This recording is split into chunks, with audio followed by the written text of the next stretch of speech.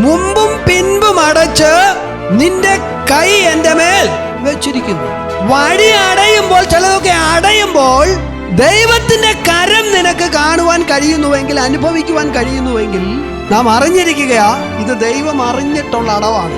ദൈവം ചിലത് ബ്ലോക്ക് ചെയ്തിരിക്കുകയാണ്. അപ്പോൾ ദൈവത്താൽ അടയപ്പെട്ട വഴിയിൽ നീ ആയിരിക്കുന്നുവെങ്കിൽ ഒന്ന്, നിനക്ക് ദൈവകരം കാണുവാൻ കഴിയും. അതല്ല എങ്കിൽ നീ ആത്മീക കാര്യങ്ങളിൽ നിനക്ക് മടുപ്പുണ്ടാകത്തില്ല. വഴി അടഞ്ഞു, കാര്യം സത്യമാ, എന്നാലും നീ പ്രാർത്ഥിക്കും. വഴി അടഞ്ഞു, എല്ലാം ബന്ധിക്കപ്പെട്ടു, നീ മറ്റുള്ളവരുടെ വിഷയങ്ങൾക്ക് വേണ്ടി ഇടിവിൽ നിൽക്കും. എല്ലാം ശൂന്യമാണ്.